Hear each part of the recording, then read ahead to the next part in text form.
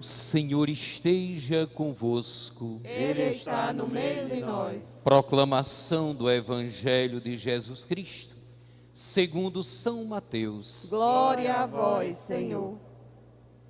Naquele tempo, os fariseus fizeram um plano para apanhar Jesus em alguma palavra. Então mandaram os seus discípulos junto com alguns do partido de Herodes, para dizerem a Jesus: Mestre, sabemos que és verdadeiro e que de fato ensinas o caminho de Deus. Não te deixes influenciar pela opinião dos outros, pois não julgas um homem pelas aparências. Diz-nos, pois, o que pensas. É lícito ou não pagar o imposto a César?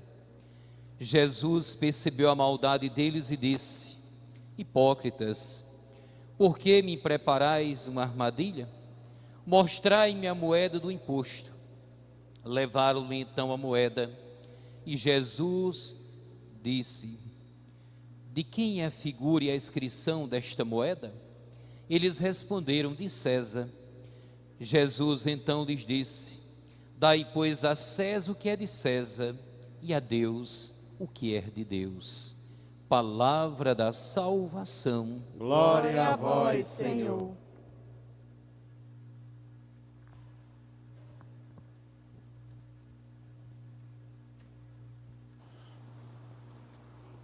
Queridos irmãos e irmãs, quando preparo a liturgia do domingo, quando rezo sobre a liturgia da palavra, sempre procuro destacar um tema. Para mim, hoje, o tema é o discernimento. Discernir. O discernimento é, de certa forma, um dom do Espírito Santo. Nós vivemos num mundo onde muitas coisas se misturam, muitos valores caminham de certa forma juntos, ou pelo menos estão na mesma estrada, na mesma seara. Nós encontramos o trigo, o joio, encontramos todas as realidades. O discernimento se faz necessário para que a gente possa perceber com clareza qual é o chamado de Deus para nós, quais são as decisões acertadas, por onde devemos seguir, o que devemos dizer, o que devemos fazer. A resposta a essas perguntas vem a partir de uma experiência com Deus, na oração. O discernimento não é algo que a gente consegue com algumas boas leituras, podem ajudar. Não é fruto de um aconselhamento rápido. O discernimento pode também ajudar.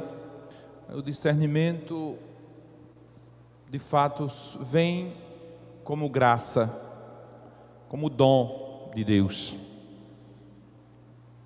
Precisamos nos colocar diante do Senhor com essas perguntas importantes, principalmente: Senhor, o que devo fazer? É o Senhor mesmo que nos indica o caminho.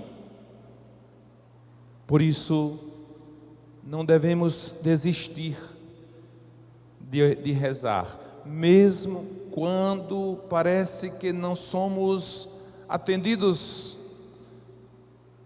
Talvez ali já esteja uma resposta. Nós estamos pedindo mal, ou não estamos pedindo o que é da vontade de Deus. Precisamos aguardar com paciência. Esse discernimento, para mim, na liturgia de hoje, vai nos dar uma clareza sobre o caminho que devemos percorrer, nossas opções, nossas decisões. Esse tema foi levado a Jesus no Evangelho de hoje, por aqueles que eram considerados homens entendidos, inclusive homens estudados, conhecedores da lei, a lei que não era simplesmente no Antigo Testamento aquilo que nós compreendemos como lei hoje, como temas próprios da jurisprudência, temas legislativos do ponto de vista do ordenamento jurídico, enfim. Mas a lei estava vinculada à religião. É tanto que a religião judaica estava pautada sobre 613 mandamentos, 613 normas, do modo como lavar o copo antes da refeição, até a forma de fazer o culto no Templo de Jerusalém. Essas normas todas estavam presentes na catequese da sinagoga. Quando Jesus foi à sinagoga, que apresentou um novo modo de viver a fé, começou ali o conflito com Jesus. Procuravam em todos esses momentos de enfrentamento com Jesus uma forma de tirá-lo do caminho. Tentavam apedrejar, procuraram várias formas para pegar Jesus. Mas uma das formas eloquentes de querer pegar Jesus era exatamente o que era próprio dos rabinos, dos mestres da lei, com argumentos.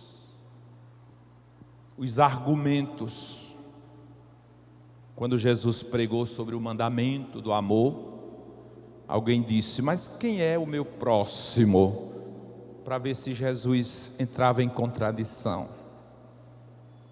Quando Jesus conta aquelas parábolas, querendo dizer aos chefes da época que eles não acolheram o reino de Deus. Domingo passado, por exemplo, aquele convite para um banquete,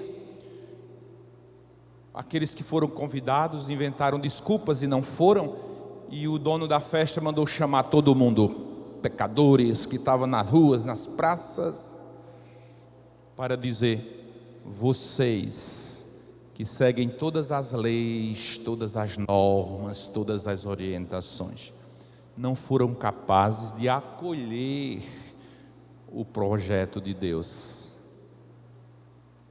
É esse conflito que nós percebemos entre Jesus e as autoridades da época.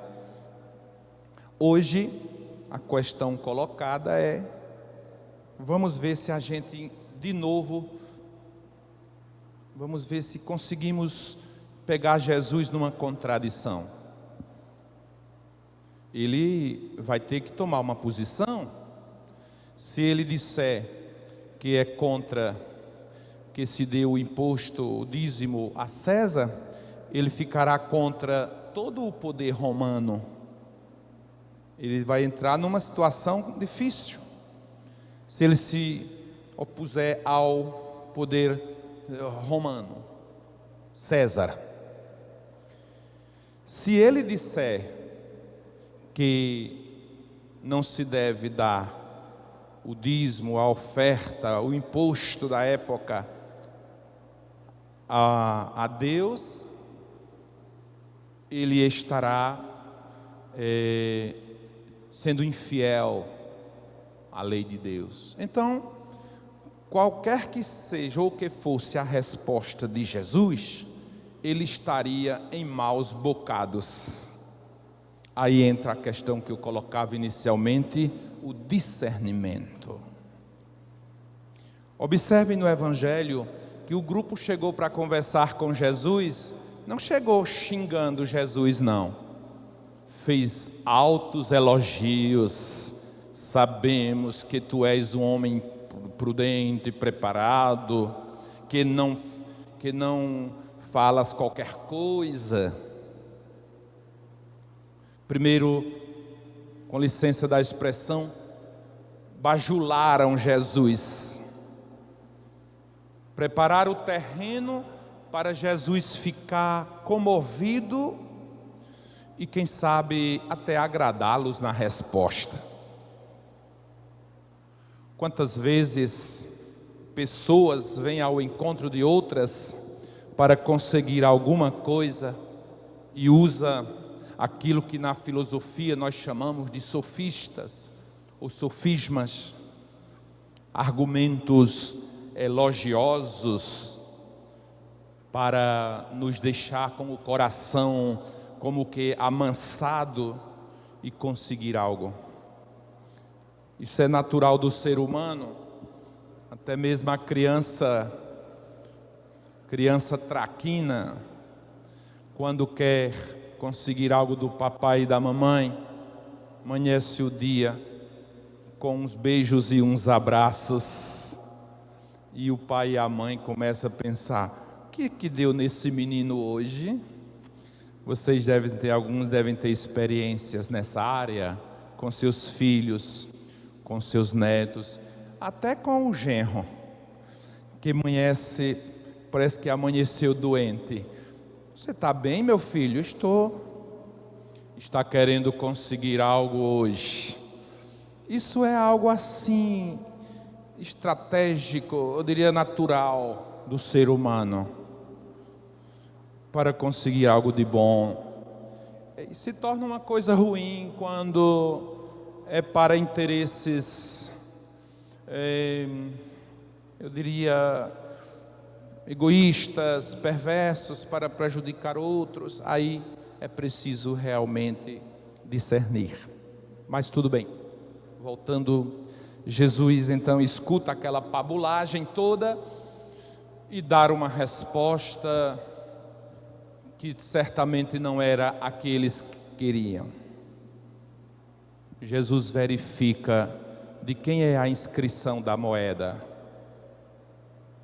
César. A lei romana era o quê? Devolver o imposto a César, ao Estado romano.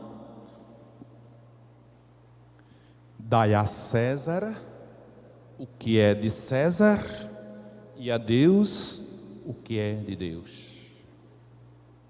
Que resposta, né? Resposta magistral. Só um mestre com a capacidade de discernimento de Jesus poderia dar uma resposta dessa, sem partidarismo, sem enfocar mais a questão da divisão, do conflito. Dai a César o que é de César. Nossa vida precisa, meus queridos irmãos e irmãs, de um discernimento. Não se trata aqui de lado A, de lado B. Precisamos nos perguntar pelos valores que estão dando sustentação aos nossos projetos. Se, independente onde você esteja, de onde você esteja, quais os valores que você defende? A solidariedade, o valor à vida, o respeito à vida. Qual é a inscrição, o carimbo que está na sua moeda, no seu projeto? Como vou saber se eu sou ou não de Deus? Vou saber disso quando a minha vida, a minha ação, os meus compromissos fizerem jus ao Evangelho. Sempre dando a Deus o que é de Deus, a César o que é de César. li uma vez um livrinho, um livreto intitulado Não se pode servir a dois senhores. É um livro baseado no Evangelho. Não se pode servir a dois senhores. Temos que fazer discernimento, temos que tomar decisão. Os fariseus gostavam de ficar aí no meio termo. Como dizemos no popular, agradando a Deus e ao diabo. Devemos tomar uma decisão na nossa vida, um discernimento. Esta mensagem do Evangelho de hoje, que eu posso deixar para todos vocês que estão aqui na catedral, e a todos e a todas que nos acompanham pelos meios de comunicação, que têm feito esse trabalho de evangelizar de forma missionária. Que Deus nos dê a graça do discernimento, atitude fundamental para quem quer decidir na sua vida o caminho que deve tomar. Dai a Deus o que é de Deus e a César o que é de César. Quero mencionar neste terceiro domingo de outubro, mês missionário, Dia Mundial das Missões. O Papa Francisco escreveu de forma bela no ano passado e retomou este ano: a vida é missão. A missão não é uma atividade anexada à vida do cristão,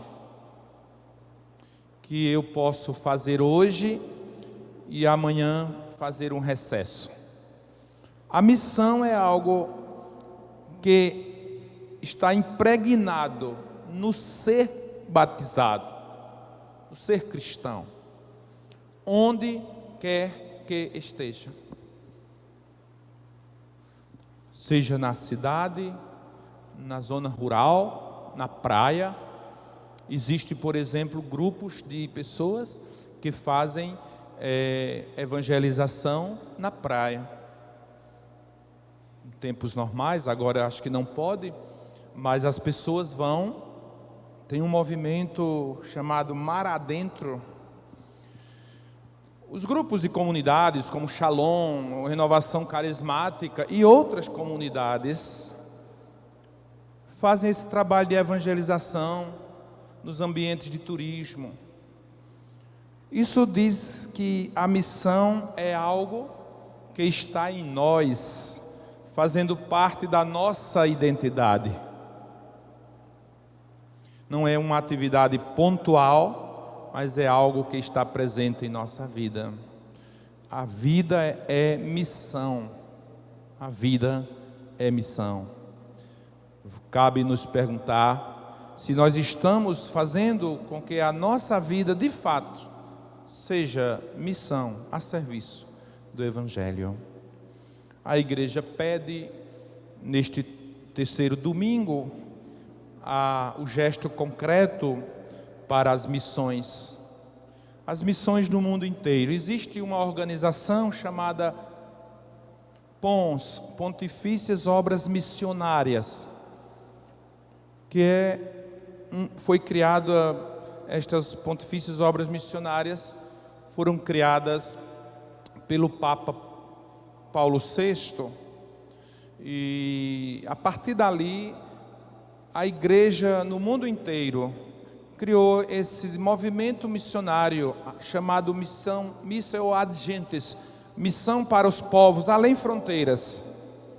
Aí os missionários do Brasil vão a Moçambique, vão à Ásia, vão a países da América Latina, outros países.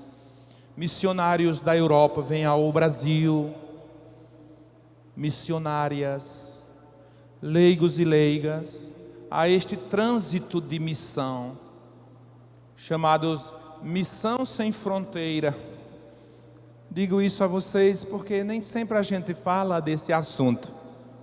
As Pontifícias Obras Missionárias o recurso humano, pessoas para a missão, e também as condições para manter a missão. Por exemplo, se eu vou ser missionário na África, em Moçambique, Pemba, aquelas regiões que foram inclusive destruídas ultimamente, onde a pobreza é extrema, eu preciso ir como missionário, mas eu preciso ter as condições para fazer a missão, porque lá não tem.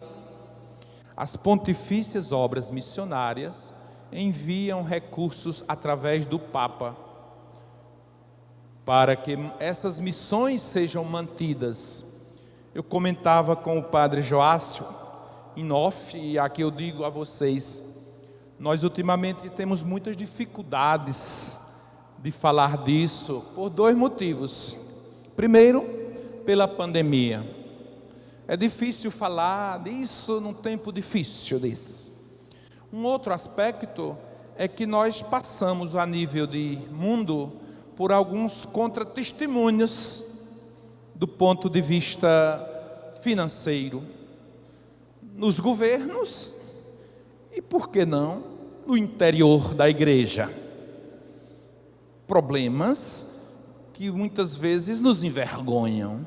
Por outro lado, eu não posso me deixar tombar por causa da árvore que caiu, porque eu preciso cuidar das plantas que brotam, e a missão é essa planta que não vai morrer.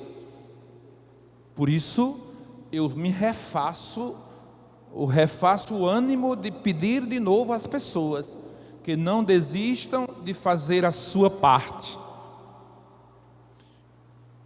Então, hoje eu peço a vocês, e neste ano nós tivemos uns contratempos, estas ajudas materiais para a igreja universal no mundo inteiro sofreram mudanças por causa da pandemia. Por isso a gente acumulou para o segundo semestre ainda algumas coisas. Por exemplo, em novembro e dezembro nós teremos acumuladas a campanha.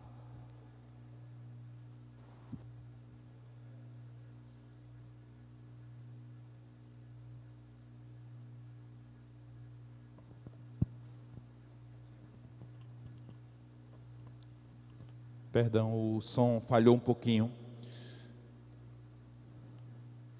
Teremos ainda a campanha da evangelização e, de forma atrasada, a coleta da quaresma, lá do domingo de Ramos. Foi uma forma de recuperar esse prejuízo por causa da pandemia.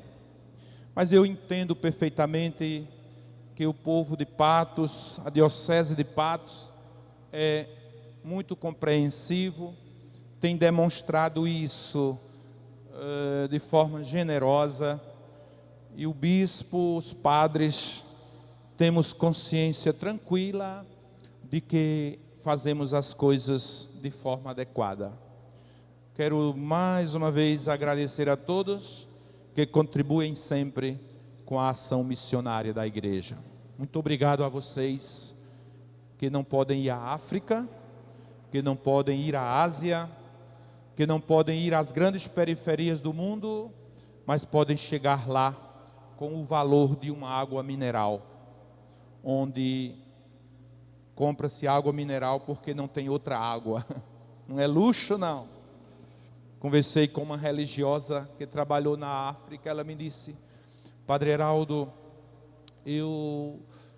nós em nossa casa compramos alguns botijões de água mineral que vem de outras regiões, cara, e guardamos assim para tudo, a água mineral para tudo, até para tomar banho. Por quê? Porque não há outra água na região onde nós estamos. Então vejam, se você pode dar uma água mineral, dê a água mineral, e você estará contribuindo para que aquela missionária, aquele missionário se faça presente naquele ambiente. E tem outras formas também de socorrer as missões. A missão em nossa casa, em nossa rua, em nosso bairro, em nossa cidade, em nossa diocese, no Brasil e no mundo. A missão sem fronteiras. Somos missionários e missionárias, porque a vida é missão. Concluo com uma palavra de orientação para esse período. Nós celebraremos no próximo dia 2, como sempre, dia de finados. E a grande pergunta é: vamos ter as missas nos cemitérios? Eu tenho dialogado com alguns padres. Eu sugiro que as celebrações sejam feitas dentro dos protocolos exigidos. Que as celebrações sejam feitas mais na igreja, que se aumente o número de celebrações. E nos cemitérios, uma ou outra celebração campal, fora do espaço interno do cemitério, que por questões outras também de mobilidade, que a gente possa preparar alguma celebração, onde já é costume, na parte externa do cemitério, com os cuidados necessários, mas que sejam ampliadas, aumentadas as celebrações nas igrejas. Esse ano vamos ter mais cuidado para essas celebrações. Agradeço a todos pela compreensão. Durante esta semana estarei comunicando oficialmente com todos os padres a respeito desta providência. De toda forma, não deixaremos de rezar por nossos irmãos e irmãs falecidos. E recomendo que as pessoas se cuidem. Não precisa todo mundo ir ao cemitério. Alguém da família vai lá. É um costume bonito e que deve ser conservado. Leva uma flor, leva uma vela, acenda, reze e volte para casa. Não precisa ir 20 pessoas da mesma família, no mesmo túmulo, no mesmo momento. Vamos cuidar disso. Eu vou lá rezar, eu vou lá fazer esta obrigação da família. Vamos nos cuidar. Isso cada um pode fazer. Em casa, um jovem, um adulto diz: deixem que eu vou levar nossas orações, deixem que eu vou levar nossa vela, deixem que eu vou levar nossa flor e fazer meu momento de oração, por vocês também. Vamos nos cuidar, vamos nos cuidar. É um tempo que nos pede isso, que exige isso de nós. Não é nada de conflito, por isso, por aquilo. É pela vida, pela nossa saúde. Vamos nos cuidar. Temos notícias de que sinalizam algumas alterações neste tema da pandemia. Temos notícias de que há algo aí se assanhando. Vamos cuidar. Quero pedir a Deus que nos dê sabedoria e discernimento para que todas as nossas decisões sejam sempre em favor da vida. Louvado seja nosso Senhor Jesus Cristo. Para sempre seja louvado e amado.